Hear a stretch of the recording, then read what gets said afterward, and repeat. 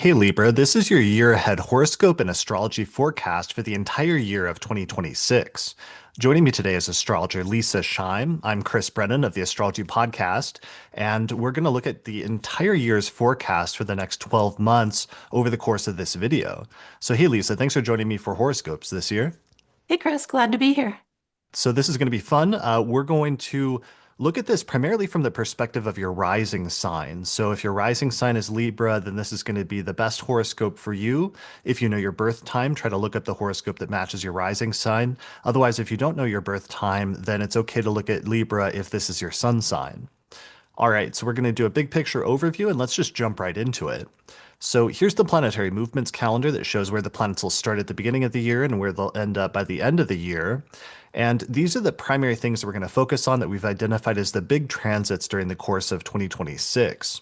So the very first one is that Saturn and Neptune are departing from the zodiac sign of Pisces and they're moving into Aries between January and February. And both of them are going to stay there for a number of years. And this is moving from your sixth house of work and health, and they're moving into your seventh house of relationships and partnership.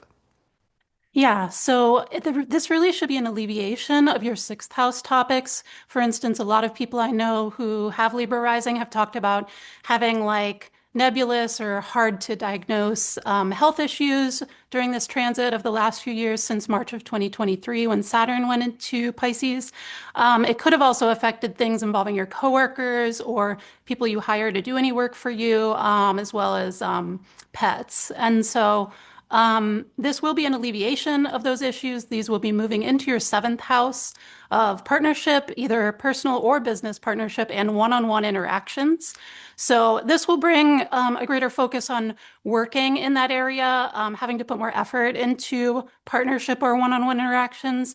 It may also bring some nebulousness to this area. And we actually had Saturn and Neptune go into Aries in 2025. They got the closest to exactly conjunct in July of 2025. So that should maybe give you a sense, if you think back to what was going on for you at that time, maybe give you a sense of how that will be going in the going forward here in your seventh house, especially around February, because that's when they do the exact conjunction by degree.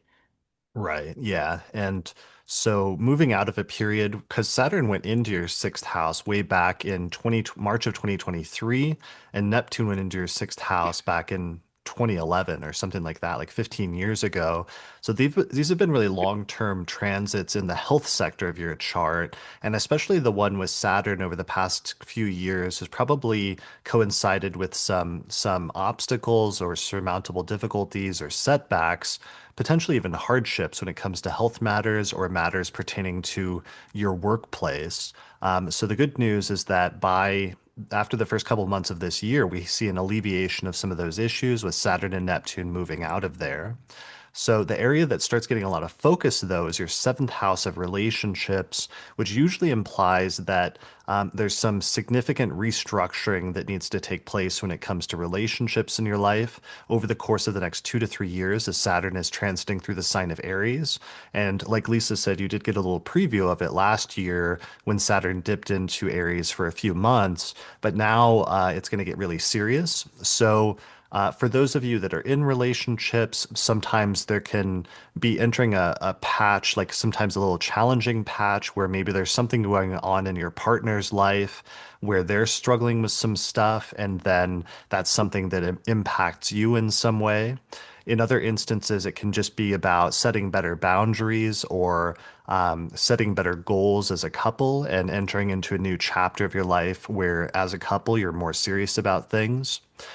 For those of you that are not in relationships, sometimes Saturn transits through the seventh house can either be a period where relationships are a little bit more tricky, or you decide not to focus on them as much.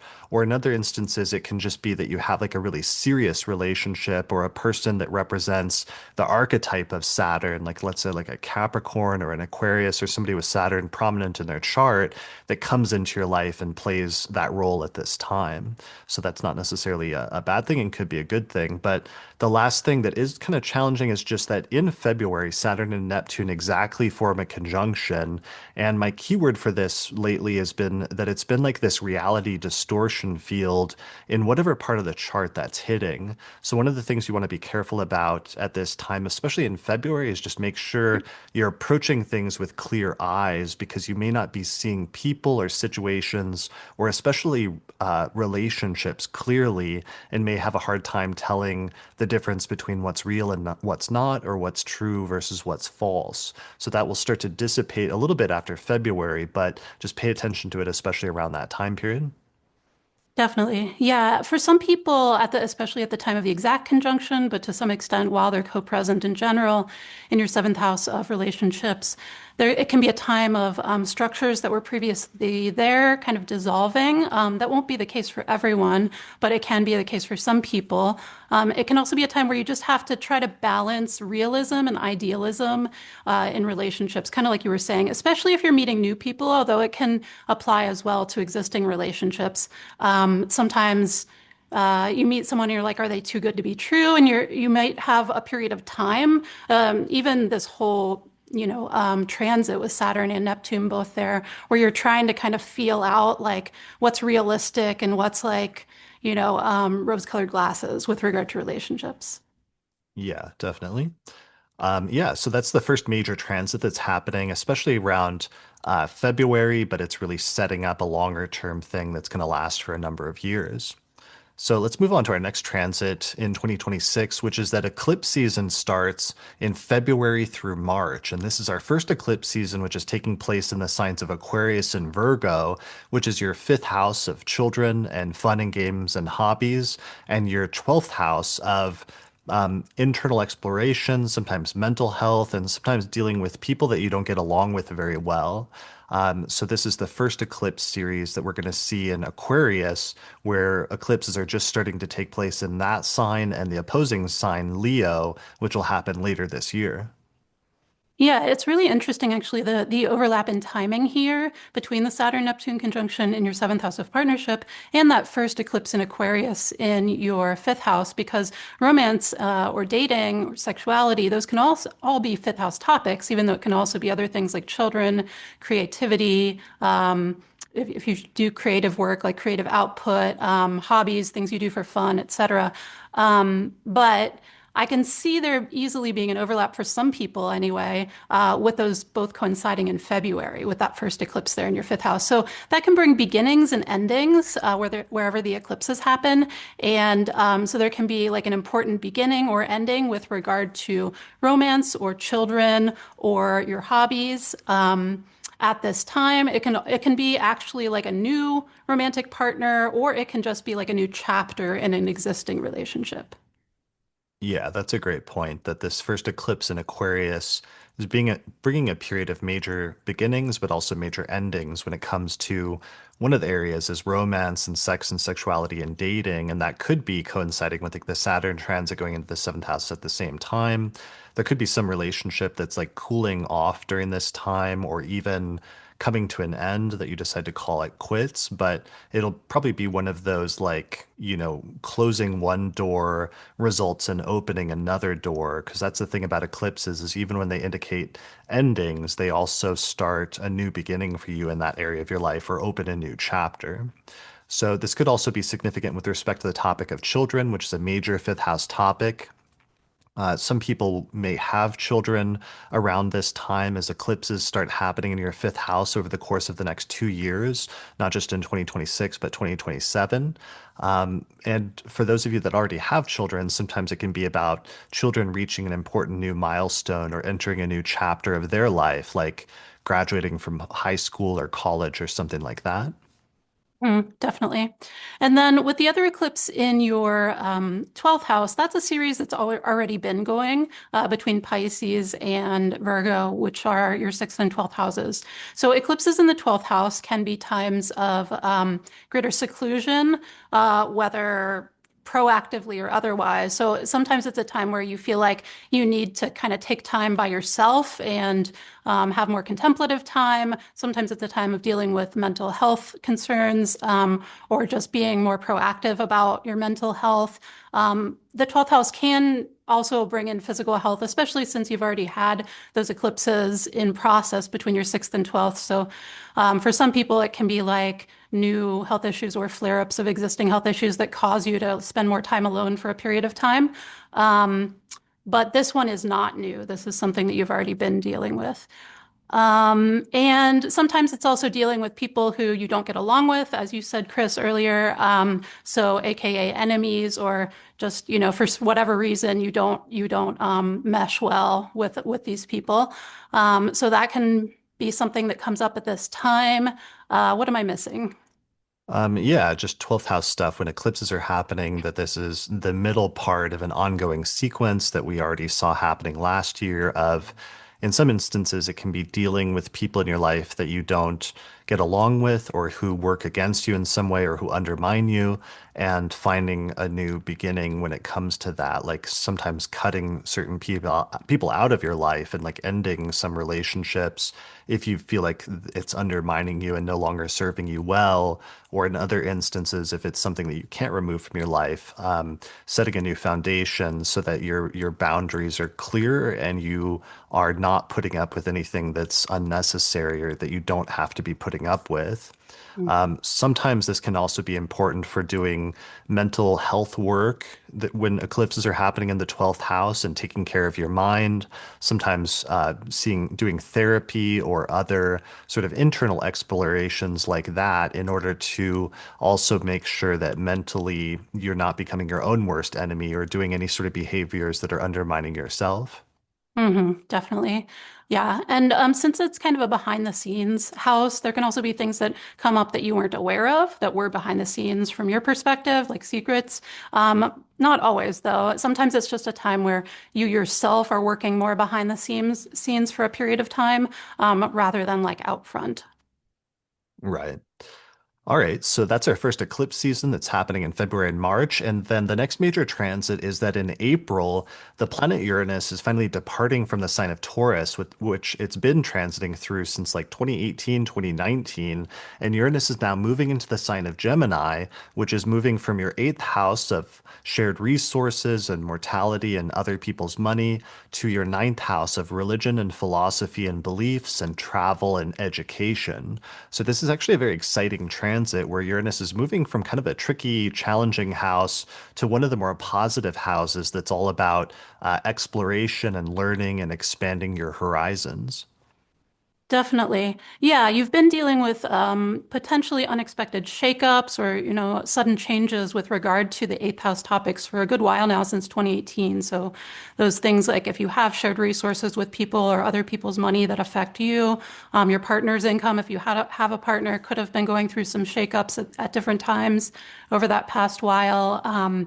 Or mortality related issues could have come up. Other people's crises, I've heard as like a tagline for the eighth house, and I've actually definitely experienced that personally as a signification. But so as of April, it's moving into the ninth house. And so this is, I would agree, a really exciting transit and by and large a more positive transit.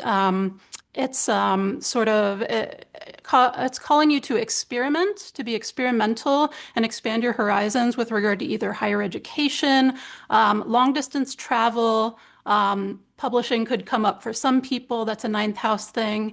And yeah, just belief systems, like definitely being more exploratory about your belief systems. That can include religious beliefs, philosophical beliefs. Astrology goes in there. If you're listening to this, you're probably interested in astrology. So that's another thing you could be experimenting with getting more involved with over the next while. And even political beliefs can go there. Yeah, definitely. But the core of it is just having radical changes in this area of your life in terms of expanding your horizons and seeking a greater sense of freedom and liberation when it comes to some of these things. So for some people, that can be exploring things very like physically, like traveling to a different country and interacting with cultures that are different from the one you grew up with. And in that way, having some unexpected surprises and learning some things that kind of like awaken you at some core level, just as a result of moving around the world and being exposed to new things. So sometimes it happens physically or literally like that. Other times the explorations can be happening mentally or more in terms of the mind and in terms of education and learning. The ninth house is the place where we find college education, but also all sorts of other educational pursuits. And one of the things that often happens when we have major transits going through our ninth house is that our beliefs about the world start changing pretty radically, especially with Uranus and especially in ways that might shock or surprise both people around us, but also ourselves, where we might suddenly find ourselves being attracted to a philosophy or a belief that's so radically different than what we've believed up to this point that it almost seems like a sort of revolution or a complete break with the past. So that's very exciting because usually that's a good thing and usually it's like a positive thing.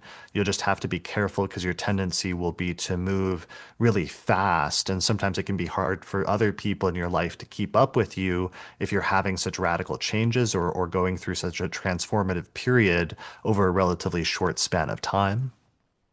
Definitely. While the ninth house isn't one of like the primary houses in terms of one's sense of self, it can be really connected. You know, the ninth house makes a trine to the first house, and your belief systems color very, in large part, like who you are, who you present yourself to be, who you feel you are internally. So, yeah, this is the area that's going to be going through a lot of major change over the next 7 years. It won't happen all at once. But yeah, in terms of potentially being exposed to other people, either at a distance, you know, from other countries or other belief systems, that change your ways of viewing things, or you know, just going to college if that's age appropriate, and that changing your views on things.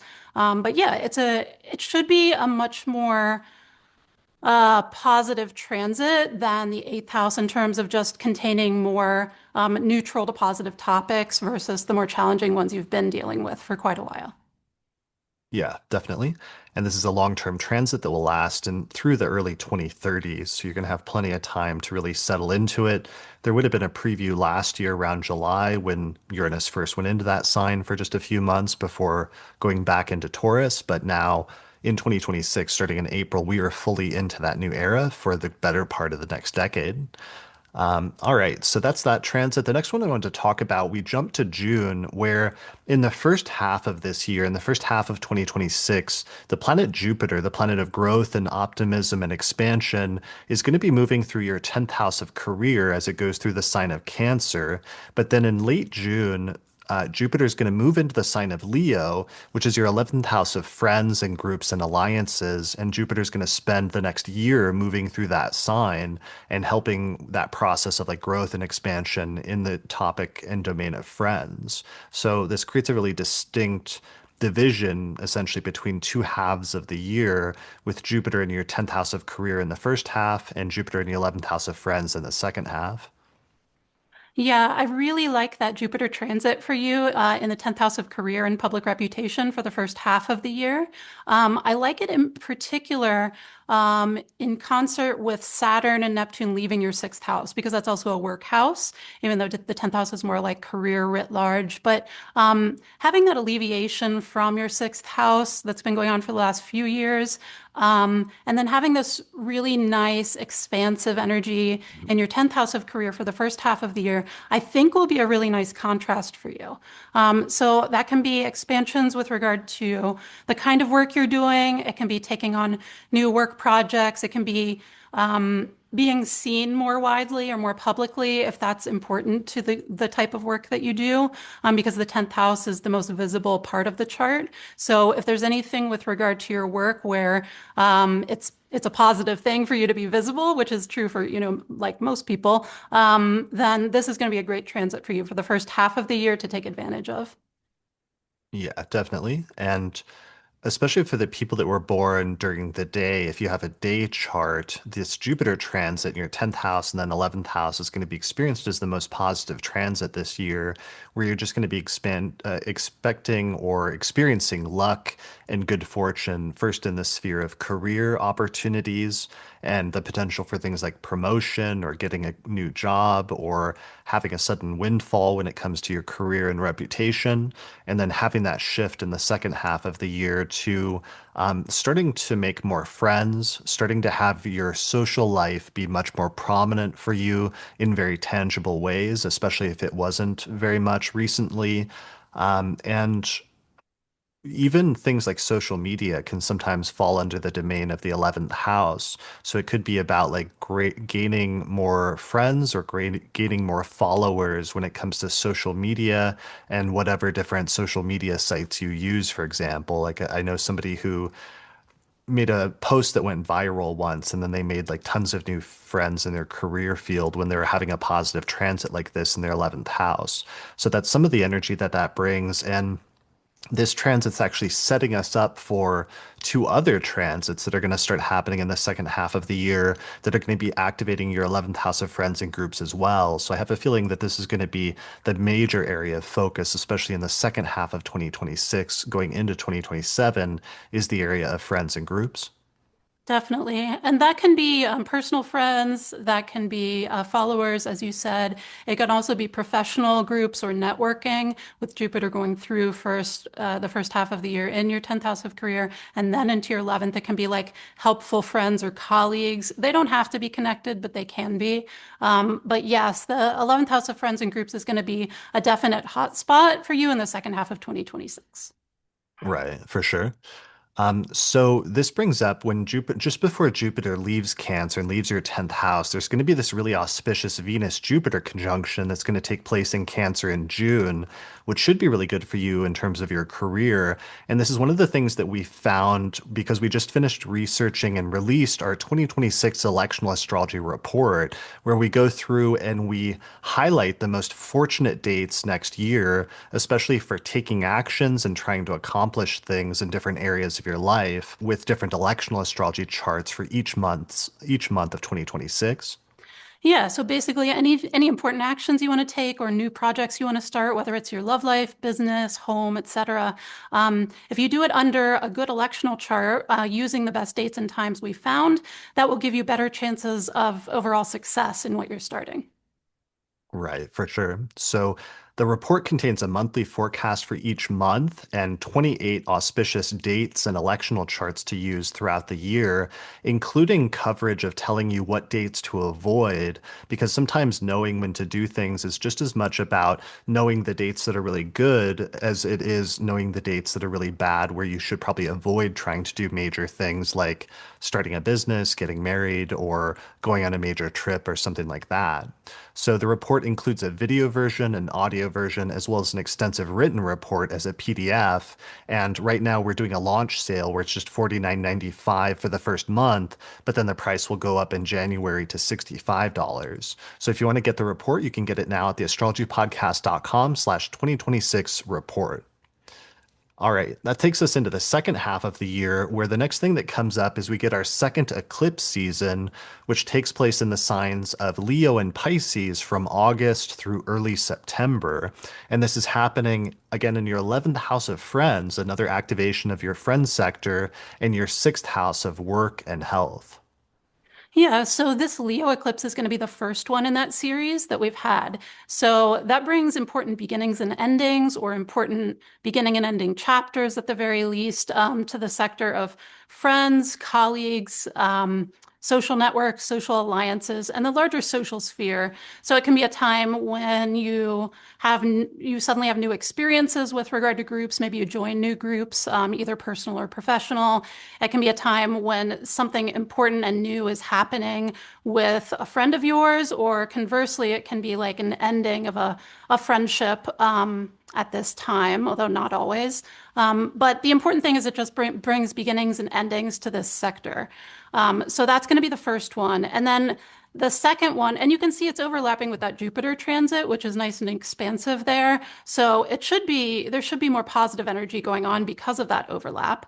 Yeah, so we have an eclipse happening in our 11th house, and this is emphasizing, like Lisa just said, the Jupiter transit, but now it's bringing a much more heavy weightiness to some of those transits because eclipses already always represent major endings and major beginnings.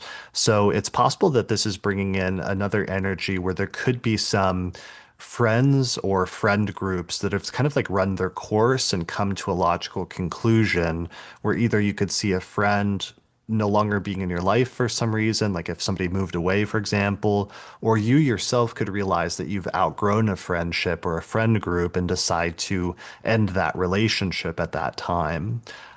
So that's part of the process, though, where we have some really positive transits of Jupiter indicating growth and expansion, but we also have these weighty eclipses indicating beginnings and endings. So paying attention to if there's some things that have run their course might be important around the time of this eclipse in August, as well as if there's any new opportunities where you'll probably start a friendship around this time, which may not seem important at first because eclipses usually don't when they happen, but then in retrospect, it'll turn out that you made a friend that ended up being very important in your life that happened around the time of that eclipse. Hmm. Definitely. And then the other eclipse is going to be the Pisces eclipse, which happens in your sixth house. And this is really an end cap to all the activity that's been going on in your sixth house of health and work for the last several years. So we've had Saturn and Neptune there. You've had a series of eclipses, and this is the very last activation of that house. So there can be some important beginning or ending with regard to one of those topics as kind of the last hurrah of, major shifts in that area. So there can be like some sort of closure with regard to a health issue. There could be an ending of a job, a beginning of a new job, things of that nature. Yeah, whatever it is, since this is the last eclipse in Pisces, it's the end of a sequence of events that's been playing out over the past few years, especially since March of 2023 when Saturn first went into Pisces, and it's trying to bring some closure and some final ending to that sector of your life, whether it's a health thing or whether it's a work-related thing, but then also setting you up with a foundation and a launching point for a new beginning at the same time. So take advantage of that. Try to institute some new and like positive health things, or try to take things in a new direction. Use it to set a new foundation at work, and you should be in good shape with that eclipse. All right, so that takes us on to the next major transit, which is after eclipse season, we go into October and November, where Venus goes retrograde in the signs of Scorpio and Libra, which is your second house of finances and your first house of body, appearance, and self. So this Venus retrograde is very significant because it's happening partially in your rising sign, and it's connecting together that financial sector with that tangible like body appearance self sector. So it's going to make this particular Venus retrograde probably most important for you since it's your rising sign compared to any of the other rising signs. Right. So Venus retrogrades can be a time where we revisit, rethink the areas that it's going retrograde in. So it'll first go retrograde in your second house of income and personal finance. So that can be rethinking how you make a living. It can be rethinking sources of income. It can be some sort of snafus with regard to like, say, maybe you work on your own and you have certain clients that like drop out of the picture or something during this time. Usually the retrograde is the reworking part, and then when it goes direct, things get more smoothed out going forward. This can be also reworking like how you manage your finances or having a greater focus on managing your finances well or new ways of doing so. And then when it retrogrades through your first house, that is big, as Chris said, that's big for you. So that can be your sense of self, that can be how you present yourself, especially with a Venus transit in the first house, because that's often about how you pleasingly, present yourself in ways that are, important for your life. So that can be reworking your appearance, things about your body, health habits, and anything like that. And I can see how for some people, connecting the two, it could be like reworking how you present yourself in ways that are helpful for you going forward for how you make a living. Yeah, absolutely. I commonly see people do makeovers when they have a Venus retrograde going through their rising sign. And I think, especially for the people with night charts, this is going to be the most positive transit of the year. And some of those makeovers are actually going to work out pretty well. There may be some initial bumpiness because there'll be like a pre-retrograde shadow where you might make some changes initially, then it'll retrograde back into that later on. And you may have to go back and like tinker with things and revise things to perfect it. But ultimately, especially for the night people, it's going to be a positive one. For some of the day chart people, it might be a little bit more tricky. But I like your point about since this is connecting the second house and the first house, usually there's an overlap in those topics. So for some people, it may be something about changing your appearance in some way that ends up impacting your income in some significant and essentially positive way. So looking for opportunities like that to take advantage of might be a really good idea.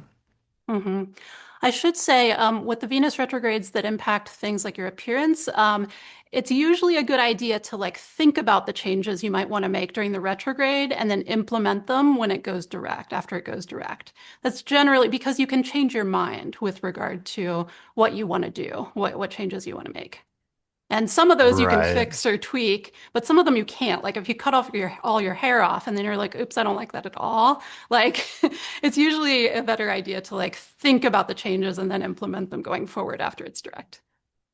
Yeah, I mean, you can try, but sometimes the impulse to make the change, like early in the retrograde, is there and is strong. And it's like sometimes it's part of the learning process is to just like do it when the feeling arises. And then, yeah, sometimes it's not going to be great at first, but you may have learned something, or there may be some piece of it that you do like, so that like once the retrograde goes direct and then moves through that sign the last time, you sort of iron out some of the kinks or what have you. But it's always tricky to know early in the retrograde, like, whether to make that major radical change or not.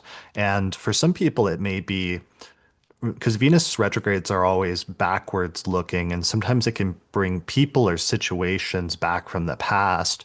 But for you, it might be like revisiting something from your own past, like going back and revisiting a style from the past, maybe that you experimented with previously, especially in 8-year increments, where if you look back, this same Venus retrograde is repeated every 8 years in Scorpio and Libra around the same time of the year. So, for example, the last time this one happened was October, November of 2018, where the time before that was October, November of 2010. So, I really recommend going back and looking at those time periods for some clues about how this particular retrograde might be important for you, because there you might find some important ways in which things changed for you, notably as Venus was retrograde at those times, that actually will speak to some archetypal similarities of the upcoming period.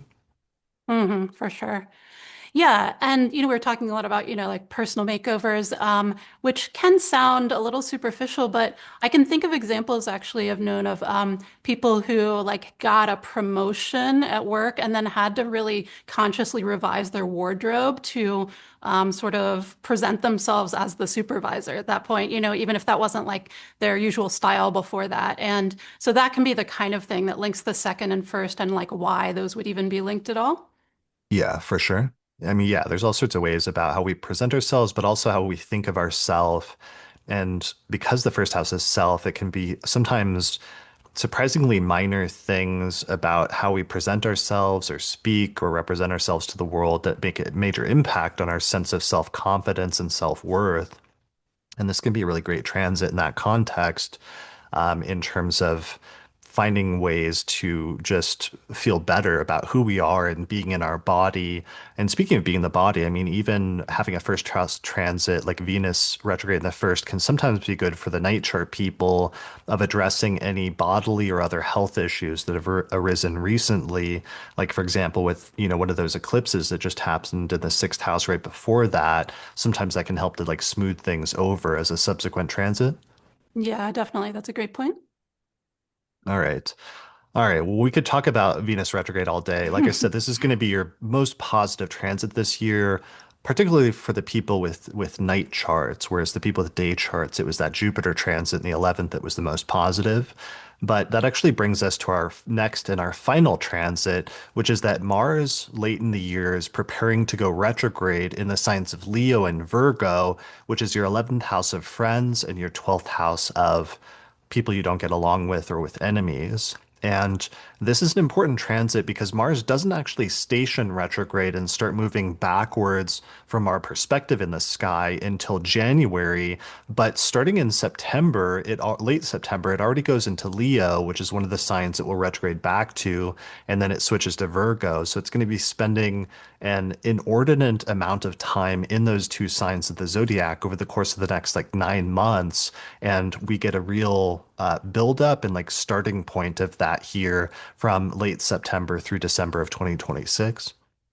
Yeah, so definitely Mars is going to spend way longer than usual in those two areas of your chart. So that can be something where if you pay attention as the transit gets going in September through December, you'll get a preview of what the retrograde will be about. You can kind of see signs of what's coming up for you in those areas. So for you, that's going to be the 11th house again of friends and groups. And then it's going to be the 12th house of people you don't get along with or behind the scenes activity. So this is like the third transit that we've seen this year that's activating your 11th house of friends and groups and alliances. So for some reason, your 11th house of friends is just like super much the focus this year. And this transit, I will say, is going to be a little bit problematic because the other ones have been somewhat positive, especially the Jupiter transit through Leo in your 11th house is like growth and expansion of friends. Mars can sometimes bring some tensions, some conflict, or sometimes in extreme instances, even some strife or some separations of friends, especially for those of you with day charts.